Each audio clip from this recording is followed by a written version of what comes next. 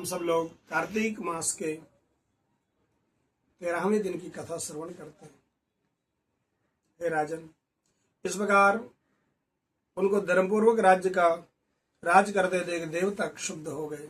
उन्होंने देवाधिदेव महाराज भगवान शंकर का स्मरण करना आरंभ किया और कितने ही प्रकार से उनकी स्तुति की।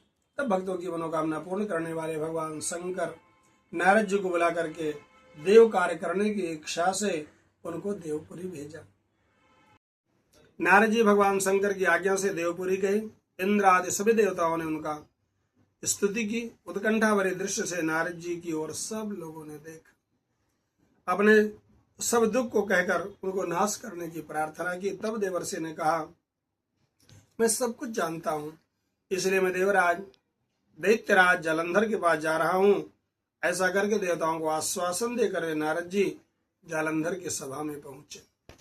जालंधर ने नारद के चरणों में पूजा की और मुस्कुराते हुए कहा, हे ब्राह्मण, कहिए आप कहां से आ रहे हैं? मेरे योग्य जो सेवा हो उसके लिए मुझे आदेश दीजिए।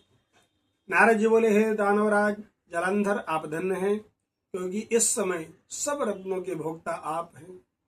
हे दैत्य श्रेष्ठ, अब आप मेरे आगमन का कारण सुनिए। हे दैत्यराज, मैं अपने स्वेच्छा से कैलाश पर्वत पर गया था। वहां 10,000 योजन में फैला कल्प वृक्ष का वन था। वहां पर मैंने सैकड़ों कामधेनुओं को घूमते हुए देखा और यह भी देखा कि वह वन चिंतामणि से प्रकाशित, परम दिव्य, अद्भुत और स्वर्णमय है।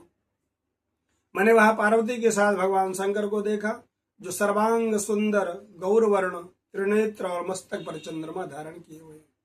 यह देखकर मुझे बड़ा आश्चर्य हुआ कि उनके समान समृद्धशाली त्रैलोक में कोई नहीं है। इसलिए हे दैत्येंद्र, उसी समय मुझे आपकी समृद्धि की याद आ गई और उसको देखने के लिए मैं आपके पास आ गया हूँ। ये सुनकर के जालंधर को बड़ा हर्ष हुआ।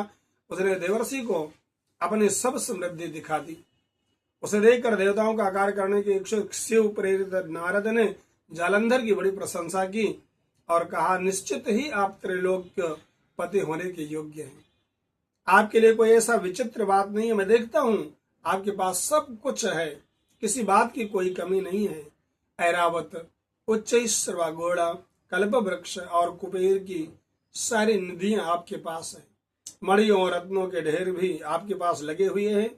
ब्रह्मा जी का हंस युक्त विमान भी आपके पास है और द्विलोक, पाताल और पृथ्वी पर जितने भी रत्न आदि हैं सब आपके पास तो हैं।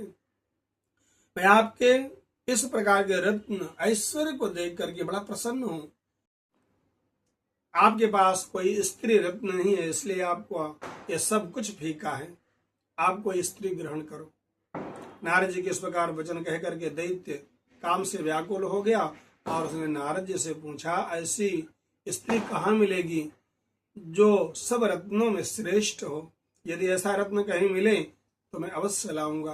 देवर्षि नारद मुस्कुराए, ऐसा रत्न तो कैलाश पर्वत पर योगी भगवान शंकर के पास है। उनकी सर्वांग सुंदरी पत्नी देवी पार्वती बहुत ही मनोहर हैं।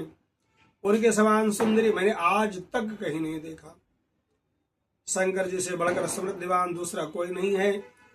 इससे इस रत्न जैसा तीनों लोकों में कोई रत्न नहीं है। तभी तो परम विरक्त आत्माराम शंकर भी उनके बस में हो गए हैं। देवर्षि नारद उस दैत्य से ऐसा कहकर अपने कार्य की इच्छा करने से आकाश मार्ग में चले गए। आज की कथा को यहीं विराम देते हैं। जय श्री कृष्ण।